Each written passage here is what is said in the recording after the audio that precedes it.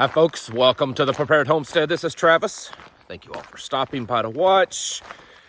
Well, a lot of you are probably wondering what today's going to be like after the last few days of all this banking stuff. Well, already when I left this morning, the pre-trading looked really good. Oh, the stock market's going to rally. Go get in there and make some money. Even some of these bank stocks are starting to go back up, and gold and silver went back down just a little bit, which is probably a good time to pick a little up if it's something you're interested in. It's all being done for a purpose. We're gonna probably start to hear all the pundits and the politicians say that, oh, the big scare is over. It wasn't that bad. It's over. It's been 4 days, and well, that's about the length of the American attention span on anything. Is usually about 4 or 5 days, and they start losing interest in it. We have to have a little bit of a lull, and then something else will happen, whether it's China or Ukraine or unidentified flying objects, or it'll be something. And people will just forget what's happened. They'll forget that the elites, the bankers, the World Economic Forum, whatever people, have just stolen hundreds of billions of dollars of Americans' money. Because most people have no clue that's really what's happened and what will continue to happen. It's only begun, folks. I mean, this is just it's the beginning of something. It's not that it happened and it's over. It's just beginning. And probably over the next days and weeks, you'll see, maybe, you might hear it, of some of these big banks swallowing up the little banks, because that's what they want.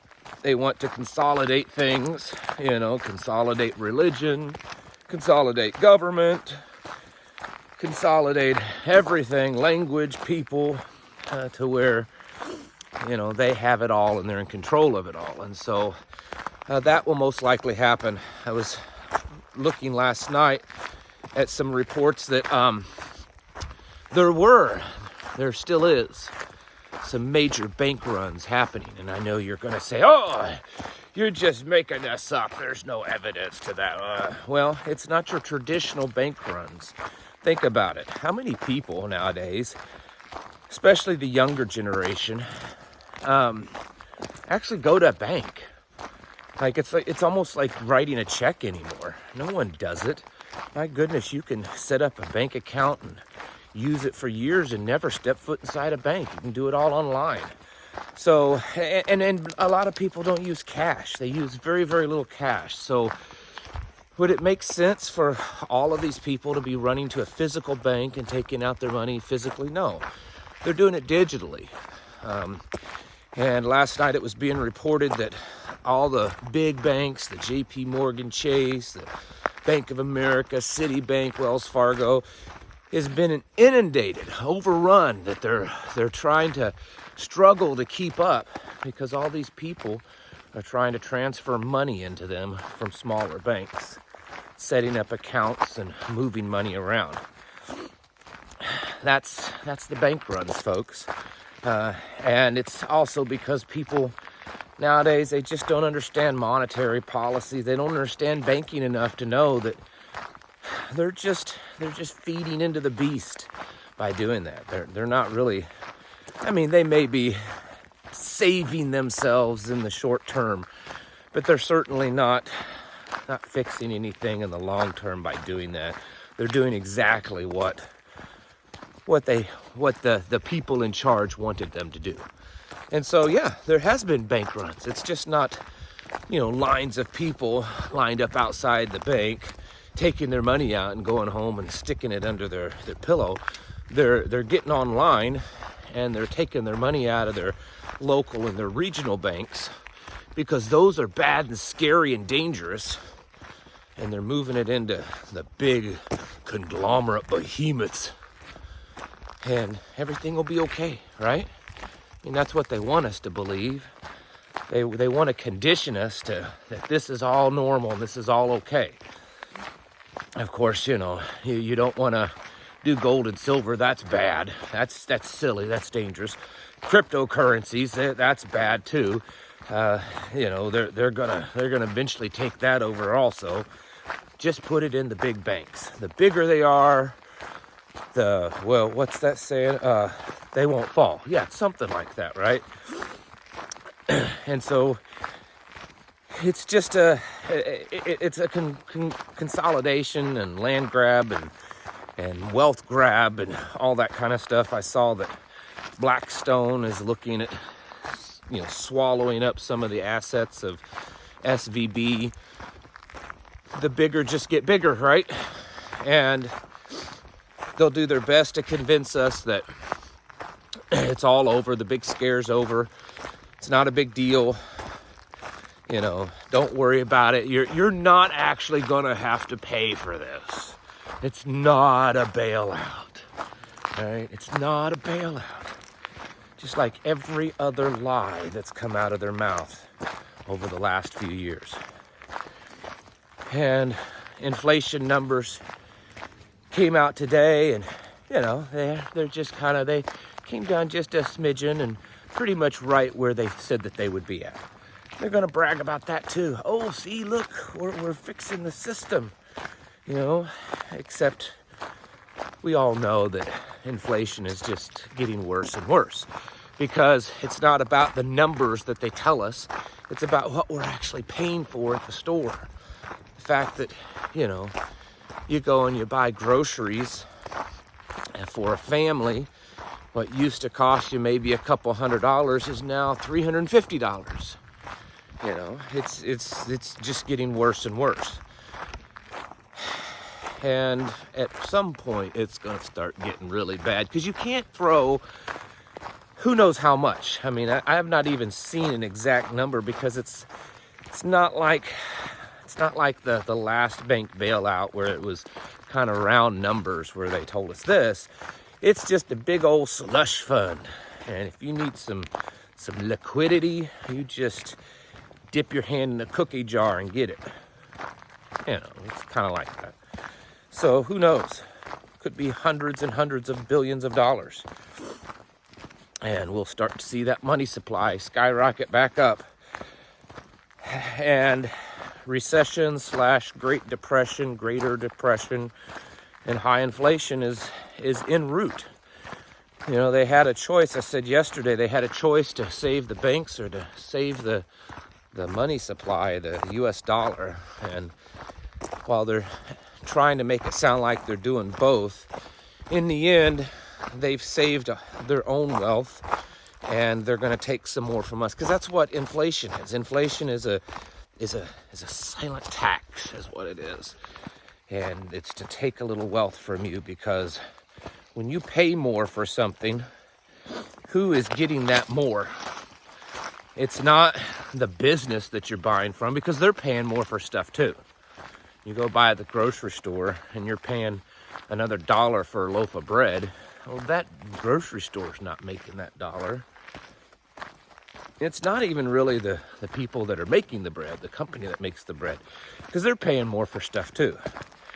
It goes all the way back to where the money supply starts, and that's with the wealthy elites.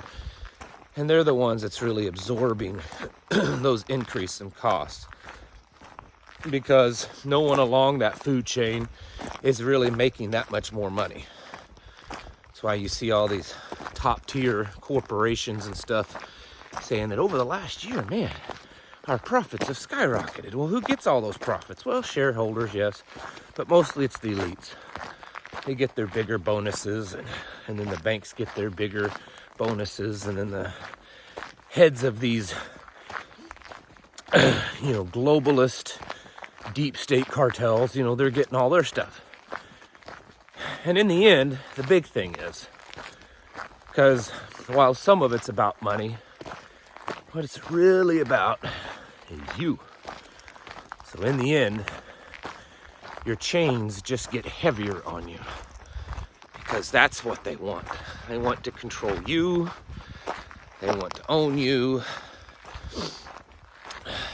It's been that way for centuries now.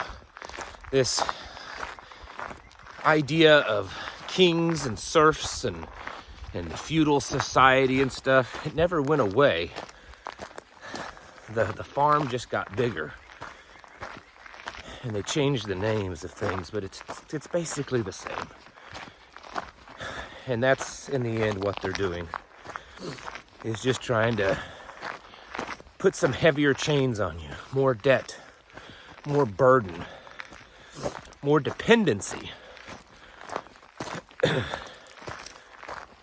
Which is why I try to tell people, become as independent as possible.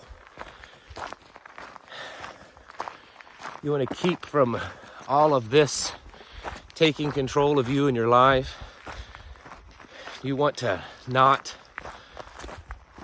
be a slave to the system.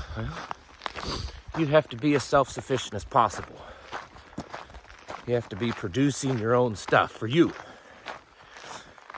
Your own food, water, making your own stuff. Just kind of taking care of yourself as much as possible.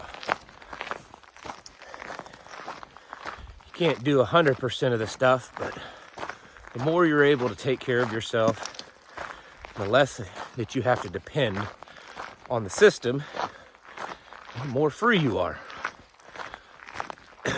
It's a pretty simple equation.